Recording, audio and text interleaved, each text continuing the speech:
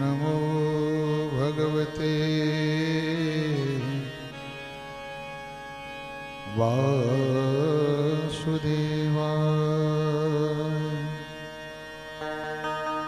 ओम नमो भगवते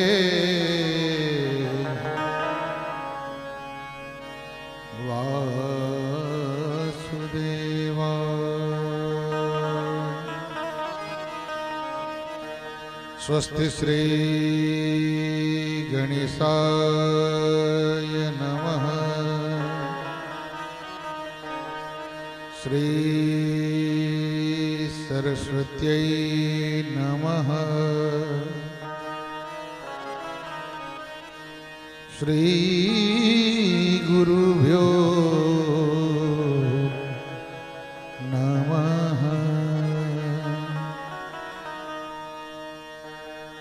ध्येयं सदा परिभवग्नमभीष्टदोहम् तीर्थास्पदं शिवविरञ्चिनुतं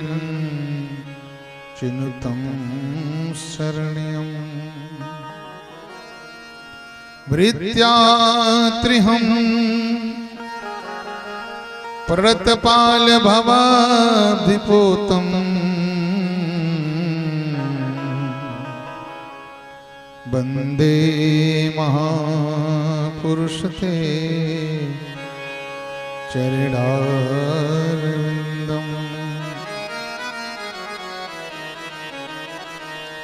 बंसी विभूषित करा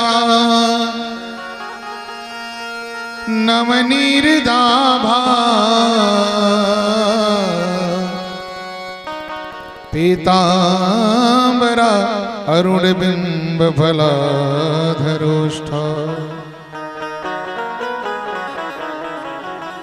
पूर्णेन्दु सुंदर मुखा दर्वेन्द्र नेत्रा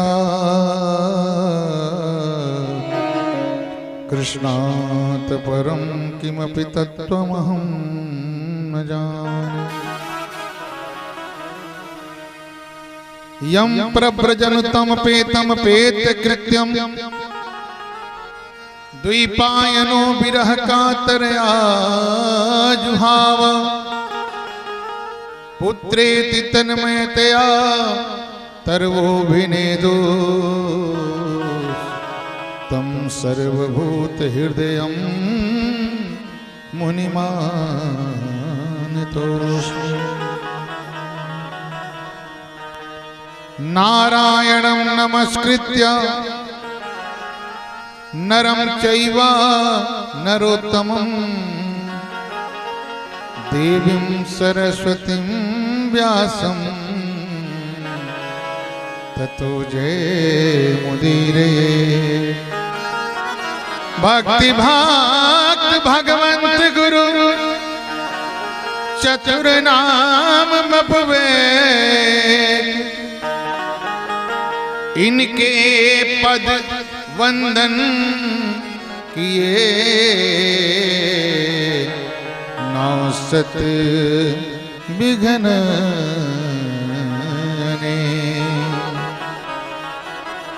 जनकलली के राम प्रभु राधे जू को श्याम। माँ गौरी के शंभु प्रभु जय जय श्री हनुमान। कथा करूं हरि आपका धर चरणों में ध्यान। कृपा करो मुझ दीन पर हे केशव कृपा निधान। लोकाभिरामं रणरंगधीरं राजीवनेत्रम् रघुवंशनाथम् लोकाभिरामम्। सभी लोग आइए।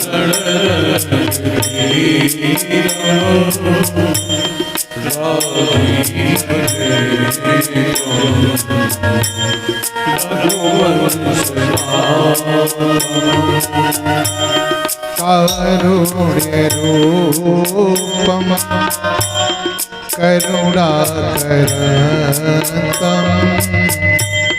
श्रीरामचन्द्रं शरणं प्रपद्ये।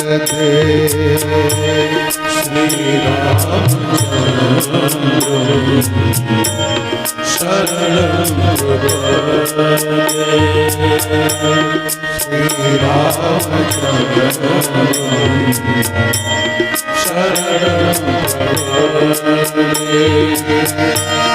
कर्पूर गौरव करुणावतारम संसार सारम भुजगेन्द्रहारम सदा हृदयारविन्दे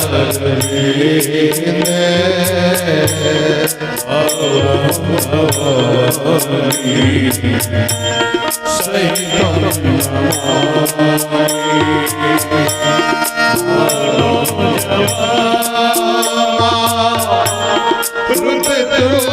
ऋतुल्यवेगा जितेन्द्रिया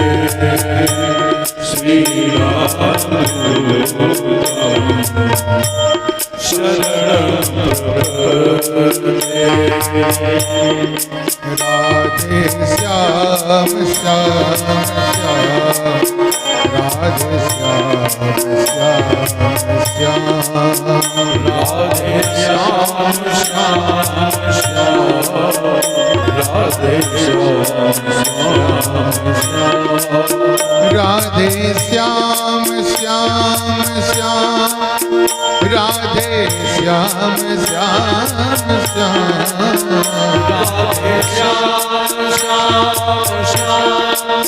राधे श्याम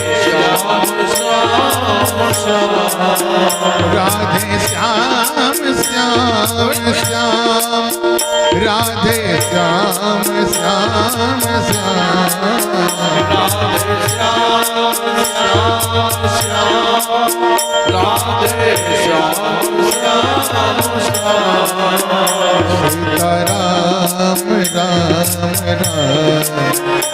सीता राम राम सीता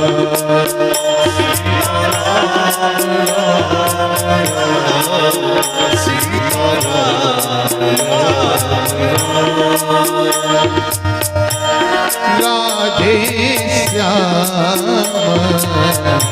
चरण रति मोरे राधे श्याम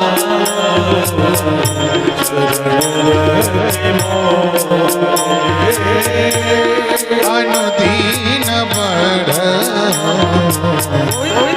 अनुग्रह तोरे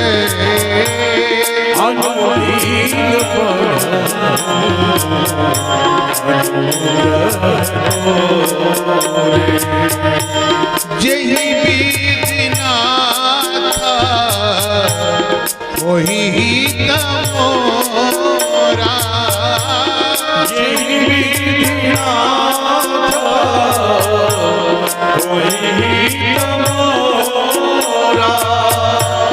जही बीजनाथा वही तमोरा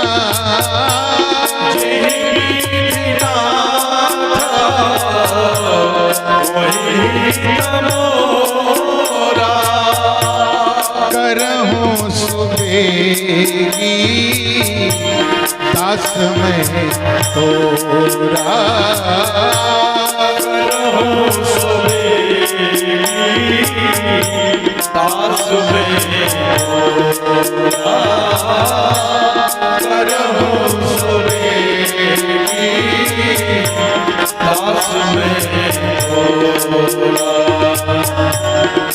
राधे श्याम श्याम श्याम राधे श्याम श्याम श्याम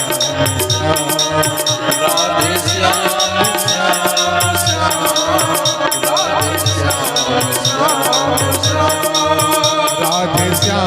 श्याम राधे श्याम श्याम श्याम राधे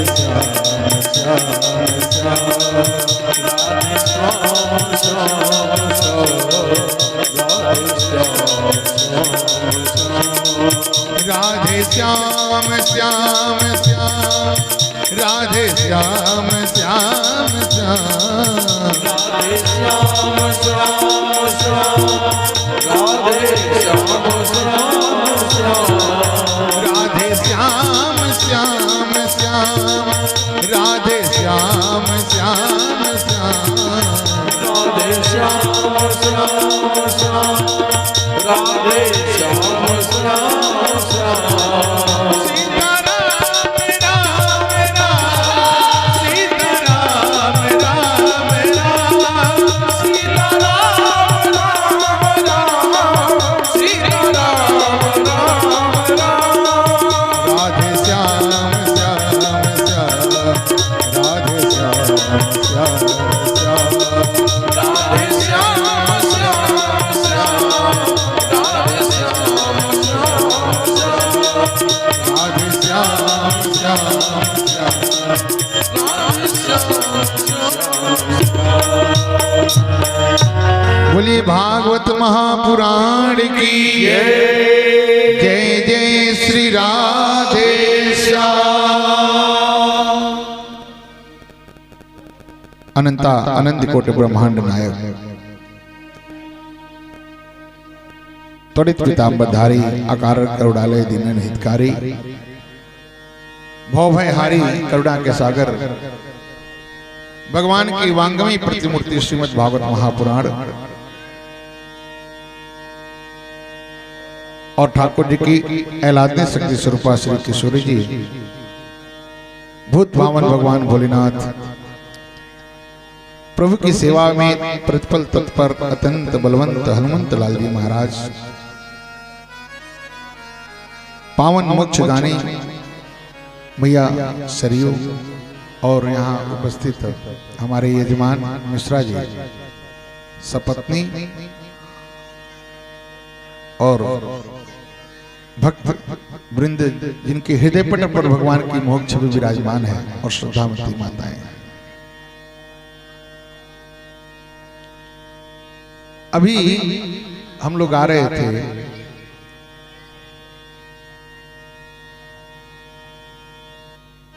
जही विधिनाथ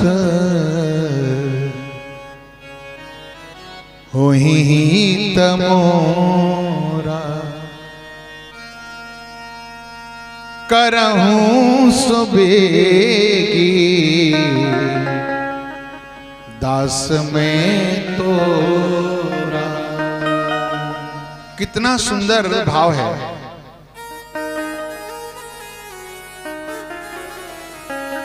प्रभु आप वही कीजिए जिसमें मेरा कल्याण हो।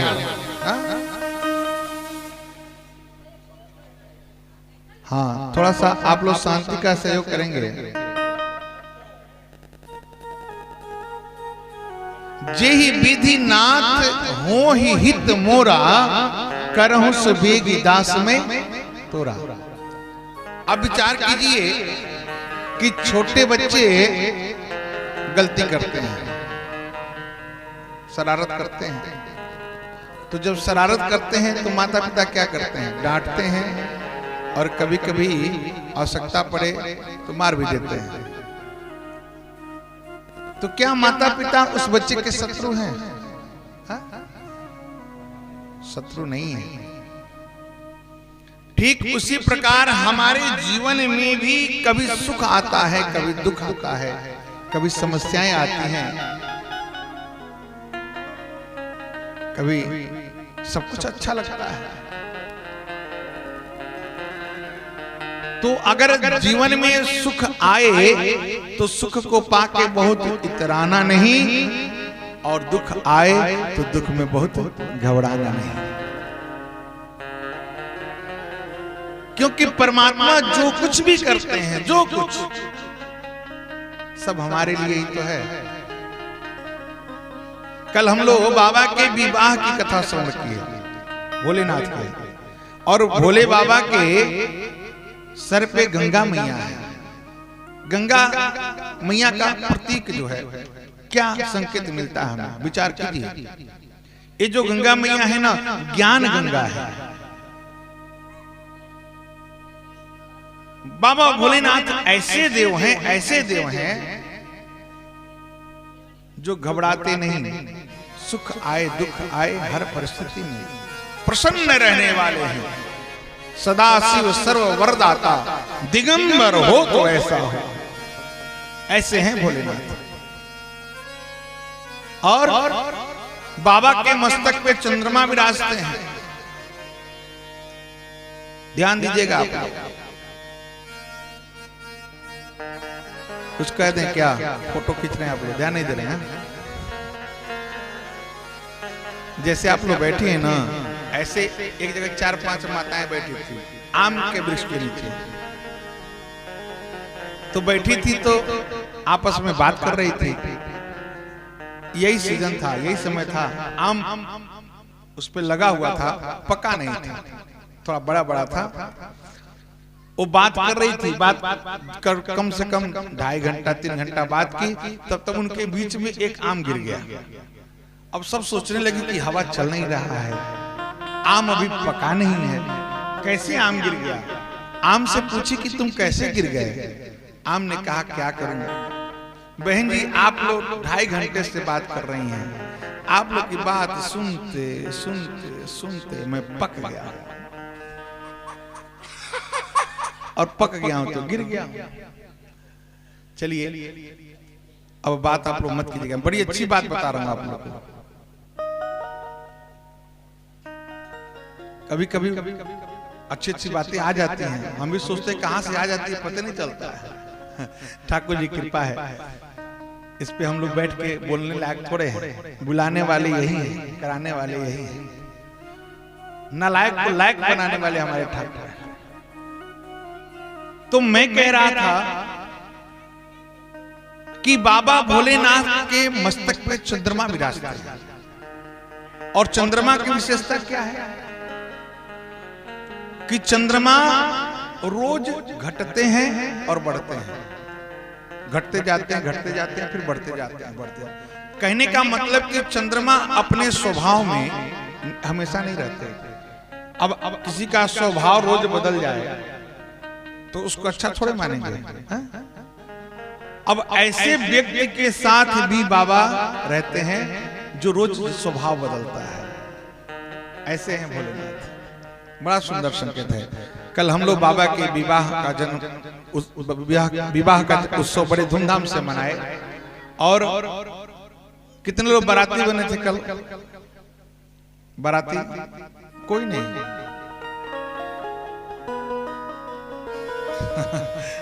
कुछ लोग तो सोच रहे हैं कि हाथ उठाएंगे तो पता चल जाएगा कि भाई ये बाराती बने थे। हम लोग तो गाजा बाजा के साथ आए थे। देखिए 2 शब्द है, विवाह लोग कहते हैं विवाह, और सामान्य भाषा लोग कहते हैं बियाह, कहते हैं गणेश जी की बियाह, लेकिन अंतर है, दोनों का भाव अलग अलग है। विवाह शुद्ध है। विवाह किसको कहते हैं? जिस संबंध के जुड़ने के बाद वर पक्ष और बहु पक्ष और जितने भी लोग हैं सब वाह वाह कहें, उसको कहते हैं विवाह। और जिस संबंध के जुड़ने के बाद वर वाले भी और बहु वाले भी और जो आए हैं अगल बगल के सब कहें आह आह, उसको ब्याह कहते हैं। विवाह में अक्सर यही हो रहा है आजकल, लेकिन बाबा भोलेनाथ का विवाह हुआ। देखिए, आप कथा करा रहे हैं, बड़े सौभाग्यशाली हैं। भक्तमाल में भगवान ने कहा है, भक्त दाम संग्रह करे, कथन श्रवण अनुमोद, सो प्रभु प्यारो पुत्र जो, बैठे श्री हरि की गो।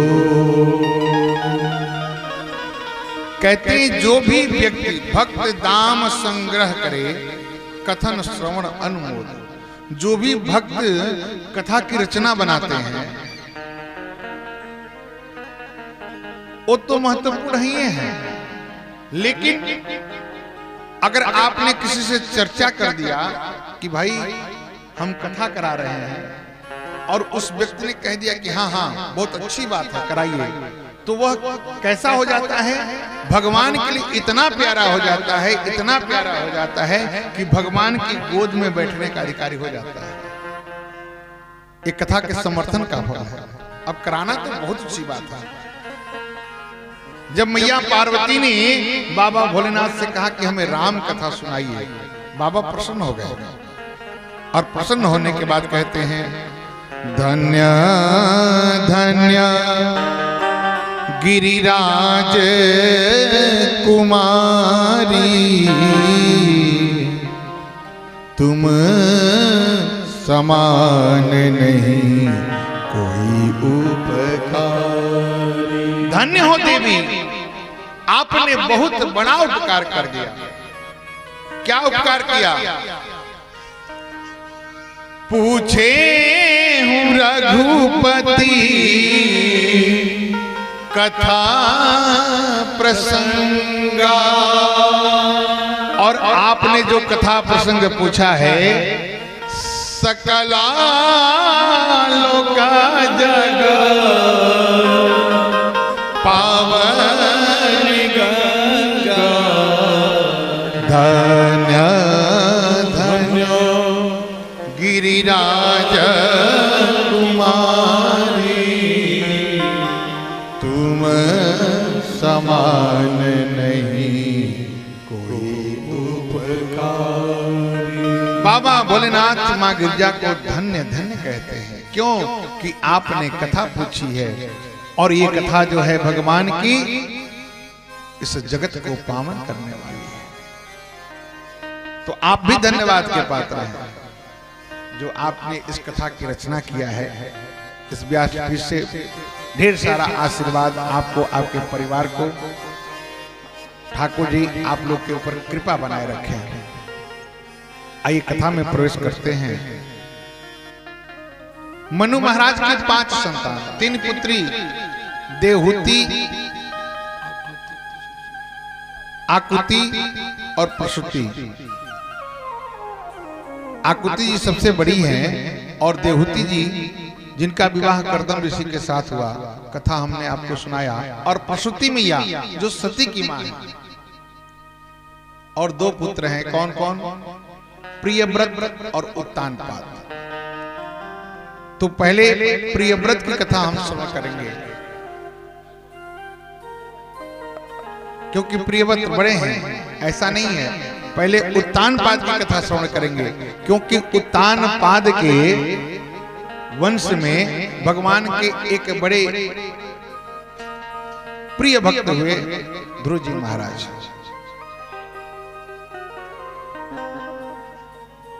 देखिए,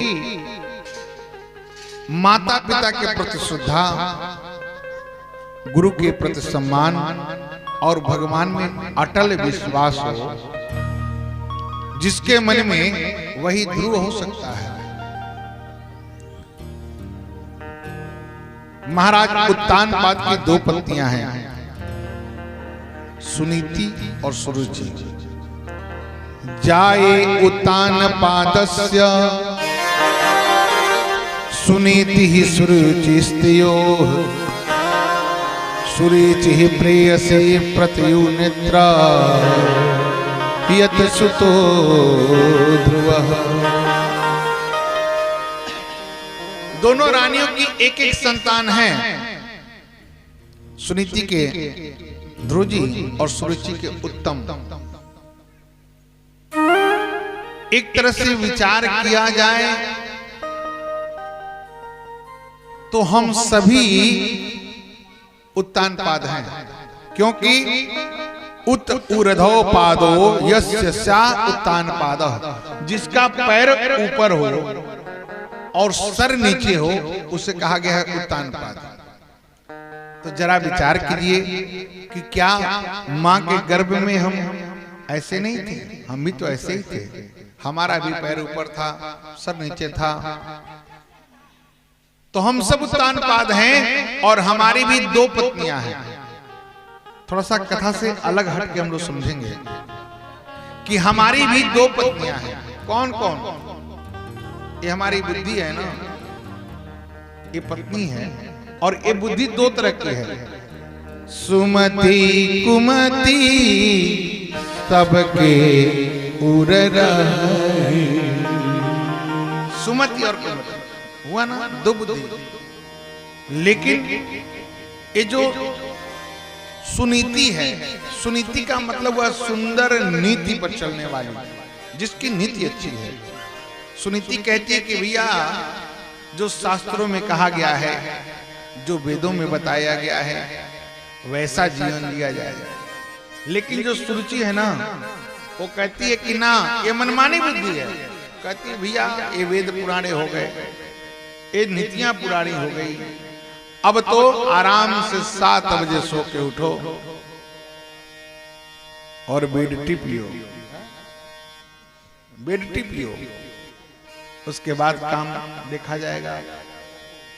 अर्थात जो मन में आए, जो अपनी रुचि हो, सुरुचि, अर्थात अपनी रुचि के ढंग से, अपनी रुचि के हिसाब से जो अपना जीवन जिए, वो है सुरुचि। लेकिन अगर हम आगे देखेंगे तो महाराज उत्तान पाद का अगर कल्याण हुआ तो सुनीति के पुत्र ध्रुव के माध्यम से ही हुआ। कहने का अभिप्राय है कि जो सुनीति के मार्ग पे चलता है उसे ध्रुव लोक की प्राप्ति होती है।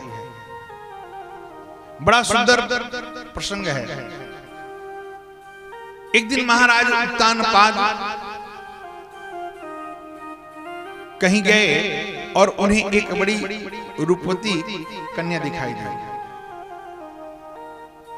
महाराज उत्तान पाद ने अपना परिचय दिया कि देवी मैं इस पृथ्वी का एक छत्र सम्राट उत्तान पाद हूं और मैं तुमसे विवाह करना चाहता हूं।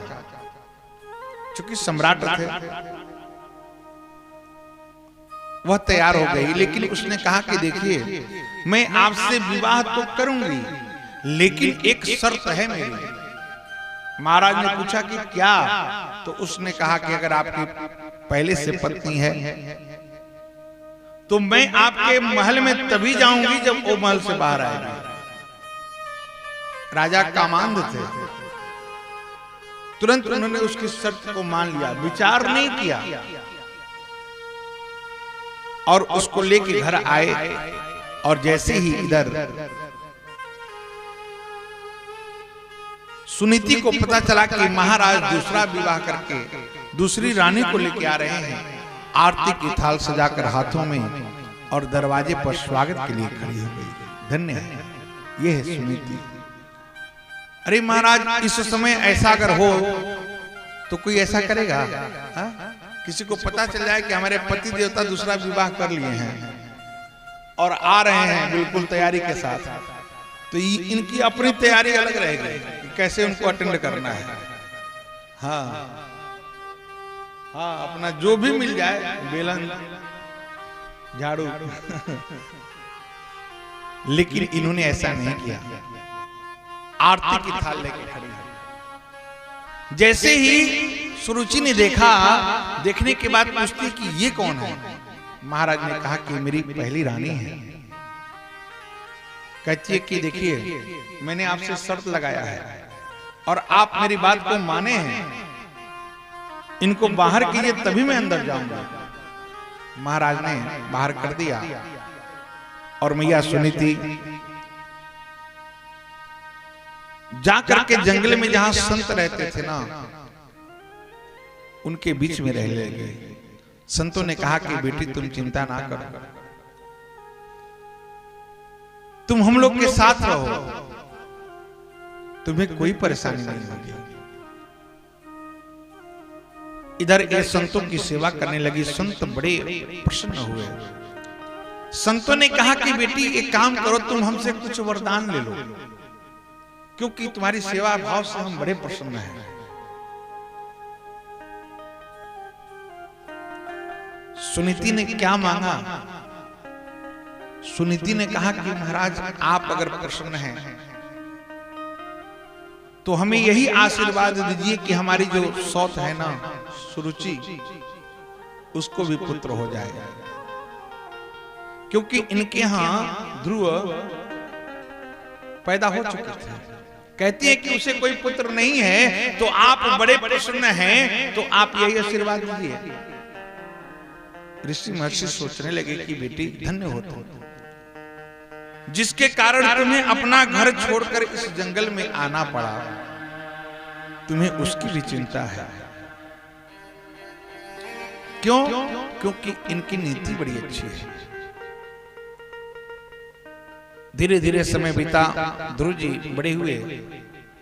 जिस समय जंगल में थी ये, उसी समय ध्रुव जी पैदा हुआ और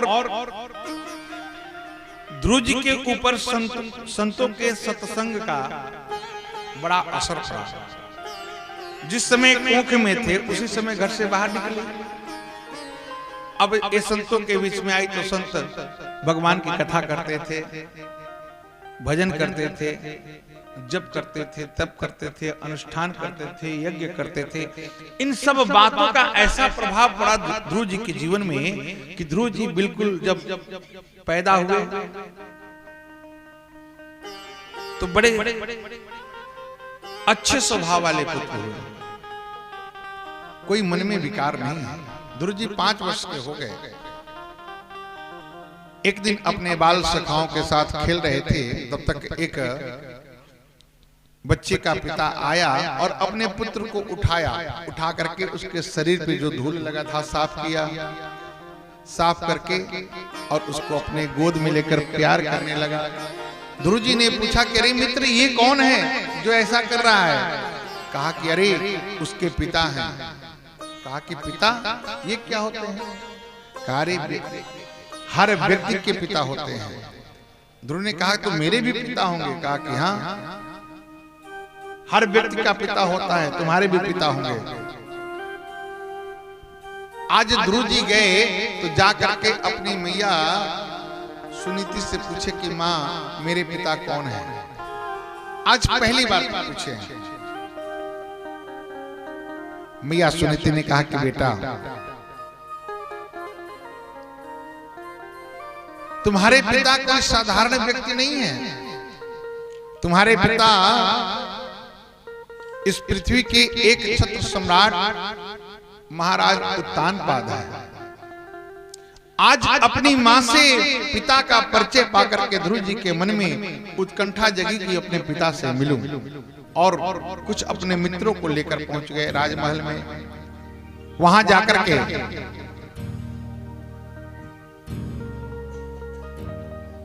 अपने पिताजी से परिचय देते हैं कि मैं आपका पुत्र हूं। और उत्तानपाद बड़ा प्रसन्न हुए ध्रुव जी को देख करके, तुरंत उठा करके गोद में ले लिया। सिंहासन पे बैठे थे और गोद में लेकर के प्यार करना ही चाहते थे। तब तक वहीं पे सुरुचि बैठी थी। ध्रुव जी के बाहों को पकड़कर नीचे खींच दी, उतर नीचे, यहां बैठने का तेरा अधिकार नहीं है, तू यहां नहीं बैठ सकता, इस गोद में इस सिंहासन पे बैठने के लायक नहीं है। ध्रुव जी ने कहा क्यों मां, मैं इनका पुत्र नहीं हूं। कहती है कि पुत्र तो है, लेकिन तेरा जन्म मेरी कोख से नहीं हुआ है, तेरा जन्म सुनीति के कोख से हुआ है। देख, अगर तुझे इस पद को पाना है, इस स्थान को पाना है, तो जा जंगल में जाके भगवान की तपस्या करना, और भगवान अगर प्रसन्न हो जाएं तो उनसे वरदान मांगना कि मेरा जन्म मैया सुरुचि के कोख से हो, और उसके बाद इस शरीर को तुम छोड़ के जब पुनः जन्म लेके आओगे तब यहां बैठने का अधिकार तुम्हें होगा। सोचिए कितनी नादान है, भगवान से भी ऊंचा आज अपने को कर दिया। भगवान को कहते कि पा जाना, तो उसके बाद वरदान मांगना क्या कि कोख से इनके जन्म हो। ध्रुव जी को बड़ा बहुत कुछ कहा। छोटा बच्चा ध्रुव जी वहां से रोते हुए घर की तरफ चल दिए। घर की तरफ आ रहे थे, मां ने दूर से देखा, अपने पुत्र को दौड़ के गई, गोद में उठाई, और जब ध्रुव जी के रोते हुए चेहरे को देखी ना तो उदास हो गई। कहने लगी, बेटा तुझे किसी ने मार दिया? क्यों रो रहा है बेटा? या तुझे किसी ने कुछ कह दिया? बता बेटा क्यों रो रहा है? ध्रुव जी इतना सिसक कर रोने लगे कि कुछ बोल ही नहीं पा रहे हैं। लेकिन जो उनके मित्र गए थे, मित्रों ने जाकर के कहा कि अरे मैया आज ऐसी घटना घटी, सब कुछ बताया, सब कुछ बताया। ध्रुव जी ने कहा कि मैया और तो और वो मुझे कह रहे थे कि तुम अभागिन के पुत्र हो। क्या मैं अभागिन का पुत्र हूं? कहती है सुनीति, बेटा मैं अभागिन ही तो हूं। मैं कब अपने आप को सौभाग्यशाली कहती हूं? बेटा सुरुचि के लिए अपने मन में कुछ गलत विचार मत लाना, वो भी तुम्हारी माँ है। सौतेली माँ भी माँ होती है बेटा। जितना अधिकार मेरा तुम्हारे ऊपर है, उतना ही अधिकार उसका भी तुम्हारे ऊपर है। धन्य है। कहती कि बेटा मैंने तुम्हारे पिता का परिचय तुम्हें दिया है। हाँ, मैंने तुम्हारे पिता का परिचय तुम्हें दिया है, लेकिन उसने तो परम पिता का परिचय तुम्हें दिया है। और एक बार अगर परम पिता को पा लिया जाए तो कोई पद बाकी नहीं रहता। जो तुम्हारे पिता है ना बेटा, वो भी उसी परमात्मा के कृपा से उस पद को पाए हैं। समझाती है, हरि गुण गाय के जीवन बना ले रे पगला, हरि गुण गाय के जीवन बना ले रे पगला, हरि गुण गाय के जीवन बना ले पगला, हरि गुण गाय के जीवन बना ले रे पगला, हरि गुण गाय के जीवन बना ले रे पगला।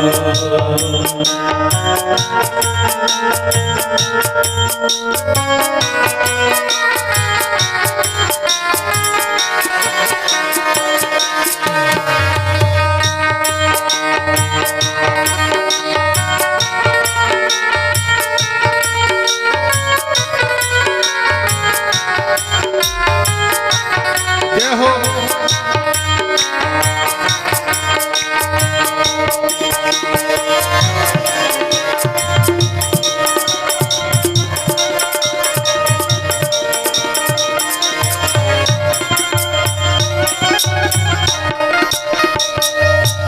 हरि के भजन ना कैला, हरि के भजन ना कैला।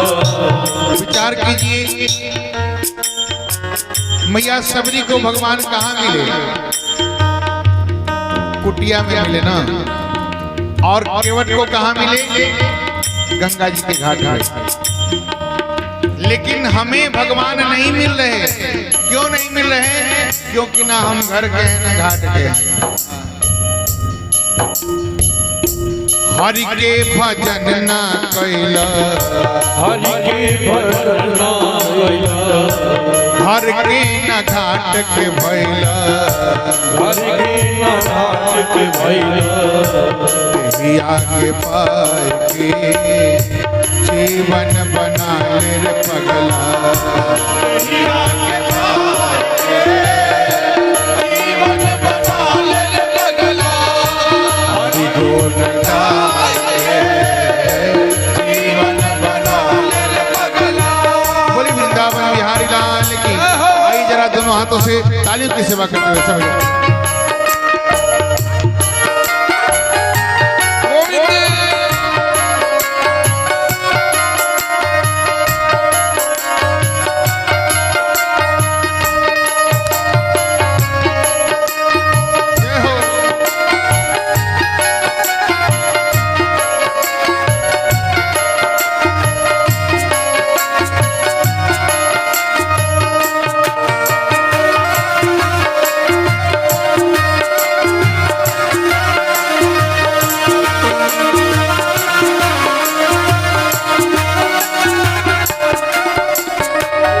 गड़ी काया जामिल के था, गड़ी काया जामिल की सवरी हो गईली सीधा, सबरी हो गई गड़ी काया जामिल के था, सबरी हो गईली सीधा, बड़ी किया के जीवन बना ले रे पगला,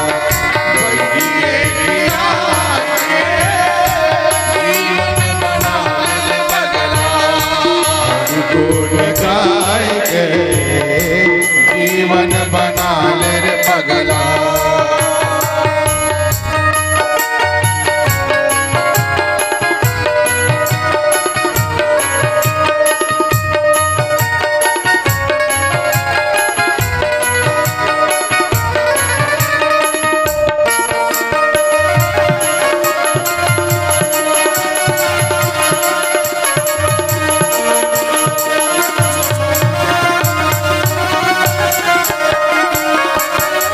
गावेले दास कई तेरे, गावेले दास तेरे, आहुर हो गईली मिसरे, आहुर हो गई मिसरी, गावेले दास गई तेरे, माहुर हो गईली मिसरे, देखिल आजमा के जीवन बना ले रे पगला,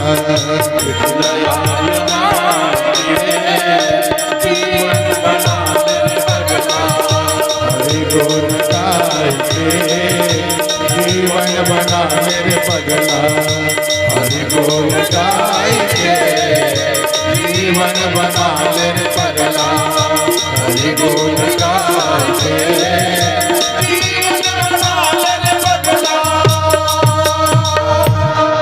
हरि गुण गाय के जीवन बना ले रे पगला। आज समझा रही कि बेटा जो तुम्हारी सौतेली माँ ने कहा है ठीक कहा है, तुम भी उस परम पिता को भज करके तपस्या करके अगर मना लेते हो तो तुमको जो चाहिए सब मिल जाएगा। ध्रुव जी ने पूछा कि माँ भगवान मिलेंगे कहाँ?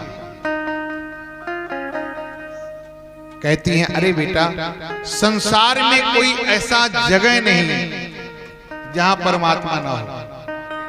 कण कण में अणु में भगवान विराजमान हैं। हरि व्यापक सर्वत्र समाना,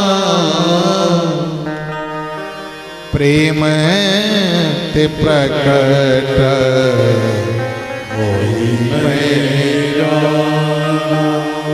कहती है बेटा भगवान को कहीं भी पाया जा सकता है, हर जगह है, लेकिन पात्रता होनी चाहिए। ध्रुव जी ने कहा कि जब माँ भगवान हर जगह है तो दिखाई क्यों नहीं देते? कहती है ऐसा थोड़े होता है। ये बताओ कि दूध में घी होता है ना? हाँ? दूध में घी होता है, हमें दिखाई देता है? अरे पहले दूध का दही बनाना पड़ता है, और दही बनाने के बाद उसका मंथन करना पड़ता है, और मंथन करने के बाद तब कहीं जाके फिर घी प्राप्त होता है। उसी तरह भगवान तो हर जगह है, लेकिन भगवान को प्रकट करना पड़ेगा पुत्र, उसके लिए जतन करना पड़ेगा। मैया की बातों को सुनकर ध्रुव जी निश्चय किए कि अब मैं भी चलता हूं और परमात्मा का दर्शन करूंगा।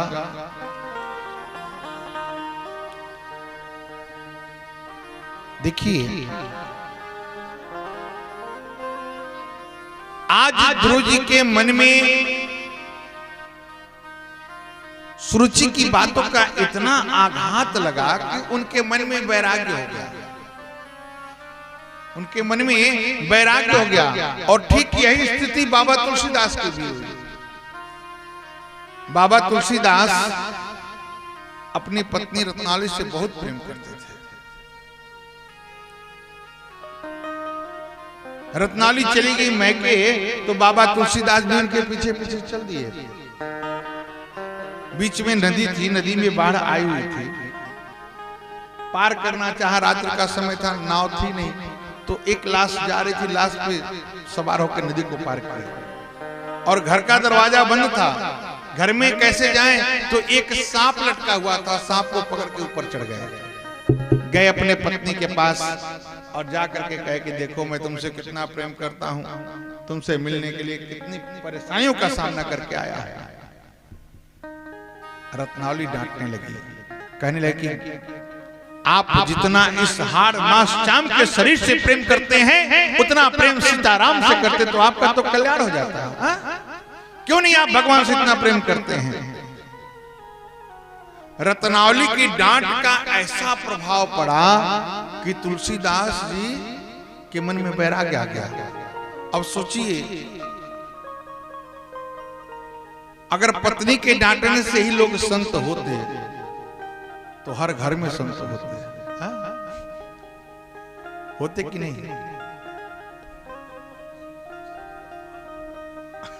हमारे शुक्ला जी कह रहे हैं कि दोनों मेरा डांट सुन के महासंत हो जाते हैं। ये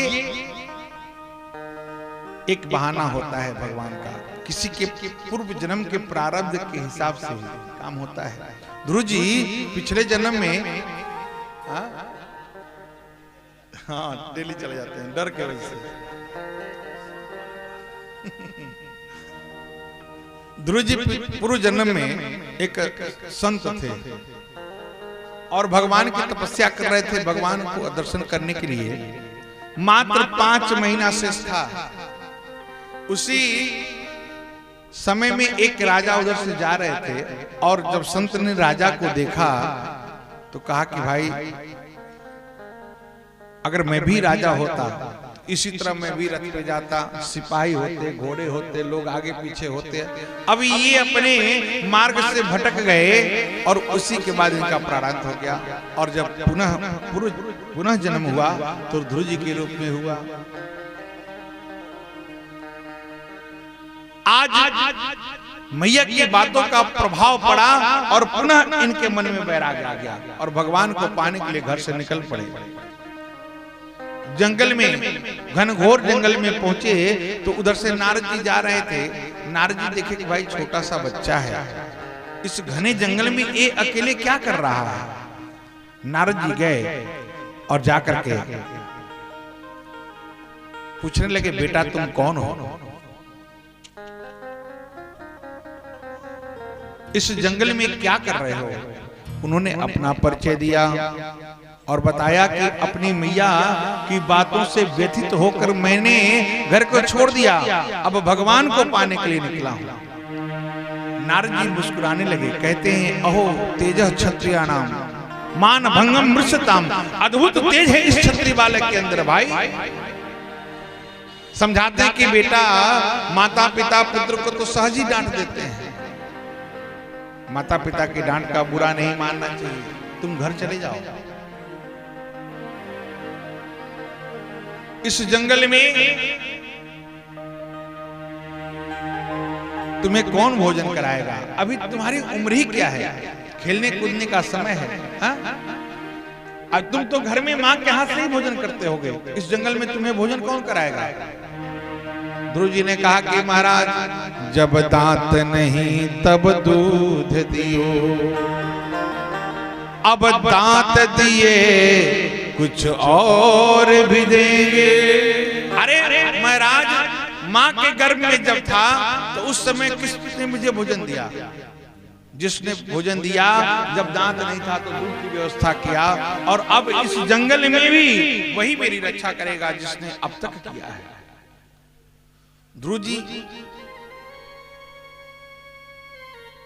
की बातों को सुनकर नारद जी आश्चर्य में पड़ गए और समझाने लगे कि बेटा तुम ऐसा मत करो, चले जाओ।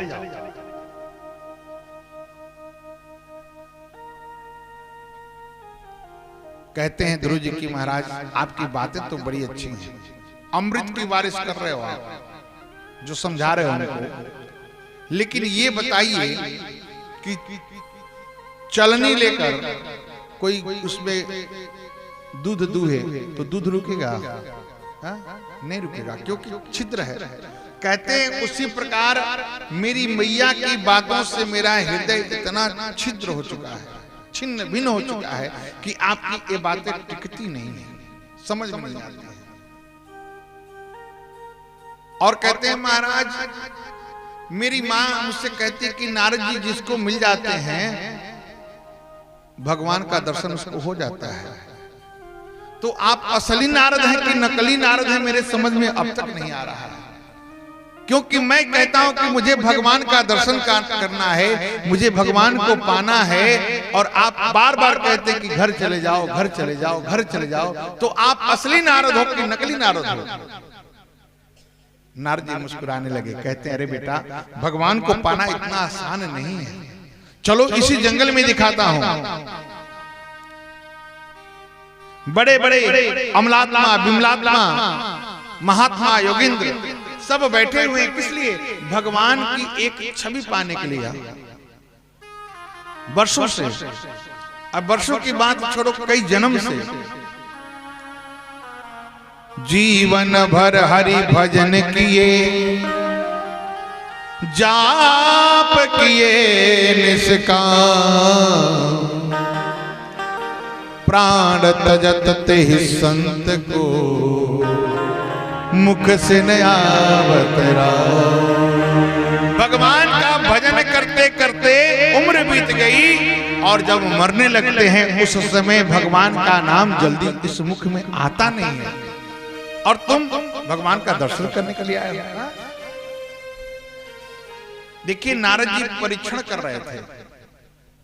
कभी कभी गुरु जी लोग भी परीक्षण करते हैं शिष्य का कि चेला ठीक है कि नहीं, बीच में तो नहीं भागेगा, बेइज्जती हो जाएगी ना। एक घटना मुझे याद आ रही है। एक आदमी था, बड़ा अस्कतिया था, आलसी। तो उसने कहीं सुना कि भाई हर व्यक्ति के गुरु होते हैं और गुरु बनाना चाहिए, गुरु के बिना सिद्धि नहीं प्राप्त होती है। तो उसने सोचा कि भाई मेरा थोड़ा थोड़ा नाम हो गया है आलसी में, और फला जगह में एक हैं वो बहुत बड़े आलसी हैं, उनका ज्यादा नाम है, तो मैं उन्हीं से चल के शिष्य बन जाऊं। ऐसा विचार करके उनके घर पहुंच गया है, और जब पहुंचा तो जाके अपना परिचय दिया और कहा कि गुरुजी मुझे अपना शिष्य बना लीजिए। गुरुजी ने कहा कि ठीक है, आए हो तो रात भर रुको, हम सुबह विचार करके बताएंगे कि तुम शिष्य बने लायक हो कि नहीं हो। अब ये रात में दोनों गुरु शिष्य एक ही कमरे में भोजन करके सोने गए, दोनों बिस्तर पे पड़ गए। अब गुरुजी सोच रहे हैं कि कैसे इसका परीक्षा लूं, कैसे चेक करूं आलसी है कि नहीं है। तो गुरुजी कहे कि चेला, हाँ गुरुजी थोड़ा बाहर देखो बारिश हो रहा है क्या? तो कह रहा है कि गुरुजी अबे ना है बिलरिया आयल है, पिठिया टोई ना भीजल होई तो बरखा बरसत होई, या ना भीजल होई तो नहीं बरसत होई। गुरु जी के अच्छे भाई, ये तो लग रहा है थोड़ा थोड़ा आलसी है। फिर सोचने लगे कि कौन सा ऐसा काम को किसको करना पड़े। फिर कहे कि चला, हाँ गुरु जी, ए देखो लाइट बंद कर दो भाई, उजाले में हमको नींद नहीं आती है। कहा गुरु जी घबराई मत, अखिया मुनि होंगे अनहार हो जाए। अखिया मुनि अनहार हो जाए, लाइट बंद हो जाए। अब गुरु जी फिर थोड़ी देर विचार किया कि कौन सा काम इसको कहूं, किसको करना पड़े। गुरु जी विचार करते करते कहो आ गया। कहा कि चला, हाँ गुरु जी देखो एक बात गड़बड़ हो गया। क्या? दरवाजा बंद करना हम लोग भूल गए, थोड़ा दरवाजा बंद कर दो। सोए कर रहा है गुरु जी, तब से हमें के दौड़ाओ तनी, अब को हम नहीं काम करो, रोए बंद कर ले। अब हम नहीं बंद करेंगे। तो कहने का अभिप्राय है कि कभी कभी गुरु लोग भी परीक्षण लेते हैं। तो आज नारद जी ने जब हर तरह से परीक्षण ले लिया, देख लिए, समझ गए कि भाई ये वास्तव में भगवान को पा सकता है, तब गुरु दीक्षा देते हैं और कान में मंत्र देते हैं, ओम नमो भगवते वासुदेवाय। कहते हैं बेटा इस मंत्र का सतत जाप करना और चले जाओ पावन मधुबन में जाकर के, वहां तुम मोक्षदायिनी यमुना के किनारे इस मंत्र का जाप करो। विधि बताए कि कैसे करना है, विधि बताए और वहां से नारद जी चले। ध्रुव जी आ गए मथुरा में यमुना के किनारे और यहाँ आकर के तपस्या प्रारंभ कर दिया। कैसे? त्रिरातांते त्रिरातांते कपेथ बदरासनम। 3 दिन में एक बार बेर के फल खाते थे। 3 दिन में एक बार बेर के फल खाते थे और फिर 3 दिन तक तपस्या करने लगते थे। 1 महीने तक ये नियम चला और जब दूसरा महीना आया तो दूसरा महीना में और नियम को कड़ा किया। 6 दिन में एक बार वृक्षों के पत्तों को खाते थे और घास को खाते थे दूसरे महीने में। और जब तीसरा महीना आया तो तीसरे महीने में नियम और कड़ा किया। 9 दिन में एक बार केवल यमुना के जल का पान करते थे और फिर तपस्या करने लग जाते थे। और जब चौथा महीना आया तो चौथे महीने में 12 दिन में एक बार केवल वायु का आहार लेते थे, जल भी छोड़ दिया, अब केवल वायु के सहारे हैं। और जब 5वां महीना आया तो 5वां महीने में पैर के अंगूठे पर खड़ा होकर ऐसा प्राणायाम चढ़ाया कि अब श्वास भी लेना बंद कर दिया। अब जब ध्रुव जी ने अपने श्वास को रोक लिया तो पूरे विश्व की श्वास रुक गई। देवता घबरा गए कि क्या हो गया। भगे भगे गए भगवान विष्णु के पास और जाकर भगवान विष्णु से कहते हैं, नैवं विधामो भगवान प्राण रोधम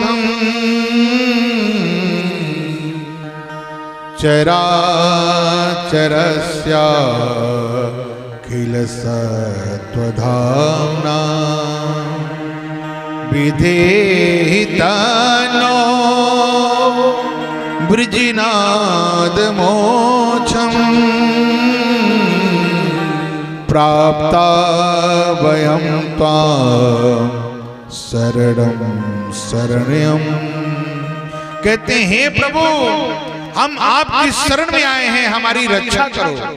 भगवान ने कहा कि किससे रक्षा करूं? कहते हैं हमें नहीं पता किसने हमारे प्राण वायु को अवरुद्ध कर दिया है। भगवान बोले मां भैंस डरो मत। इस समय जो उत्तानपाद का ध्रुव है, पुत्र ध्रुव है ना, उसकी आत्मा मेरे में इतनी विलीन हो गई है और उसने अपने श्वास को रोक लिया है। यही कारण है कि समस्त विश्व के श्वास अवरुद्ध हो गए। घबराओ नहीं, मैं अभी जाकर ध्रुव का दर्शन करता हूं। देखिए, इसके पहले भगवान जब भी गए हैं तो लोगों को दर्शन देने के लिए गए हैं,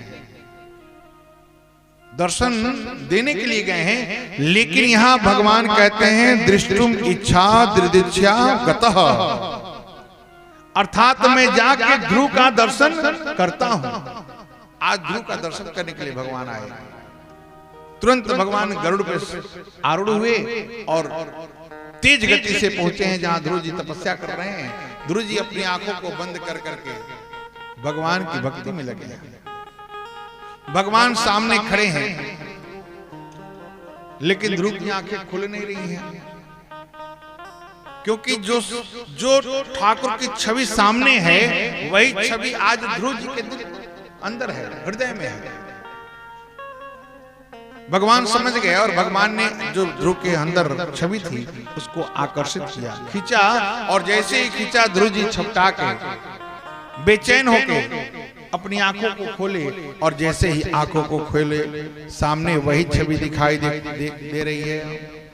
सशंख चक्रम सकिरीट कुंडलम सपीत वस्त्रम सरसीरुहे छड़म सहारवक्षस्थल कौस्तुभम श्रियम नमामि विष्णुं शिरसा चतुर्भुजम्। आज भगवान शंख चक्र गदा और पद्म लिए ध्रुव जी के सामने खड़े हैं। ध्रुव जी एक टक भगवान को देख रहे हैं, विचार कर रहे हैं कि गुरु जी ने हमें मंत्र दिया, विधि बताई, लेकिन ये बात नहीं बताया कि भगवान जब सामने आए तो करना क्या है। कुछ कहना चाहते हैं, कुछ करना चाहते हैं, लेकिन पता है नहीं, करे तो क्या करें। भगवान समझ गए और भगवान ने क्या किया कि तुरंत अपने शंख से ध्रुव जी के कपोलों पर स्पर्श कराया, और जैसे ही स्पर्श कराया ध्रुव जी बोल पड़े। आज भगवान की कृपा जिसके ऊपर हो जाती है महाराज, गूंगा भी बोलने लगता है, बहरा सुनने लगता है, और लंगड़ा पर्वत पार कर जाता है। मूकम करोति वाचालम पंगुलंगयते गिरिं यत् कृपातमहं वन्दे परमानंद माधवम्। भगवान की कृपा जिसके जीवन में हो जाती है वो वाचाल हो जाता है। वाचाल का मतलब साधारण तरीके से कहा जाए कि जो बोलता रहे, उठपटांग में बोलता है। लेकिन यहाँ कहते हैं वाचा अलंकरोति इति वाचालम। भगवान जिसकी वाणी को अलंकृत कर दे, वो जब भी बोलेगा शास्त्र सम्मत बोलेगा, अच्छा बात बोलेगा।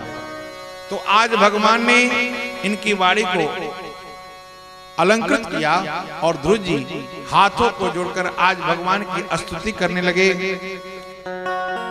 युन्तः प्रवीश्य मम वाचमिमां प्रसुप्तां संजीवयत्र्खिल शक्तिधरः स्वधाम्ना अन्यास्य हस्तचरण श्रमणा त्वगादि प्राणा नमो भगवते पुरुषाय तुभ्यं। हे प्रभु, आप मेरे अंतःकरण में प्रविष्ट होकर मेरी सोई हुई वाणी को जगा दिए हैं।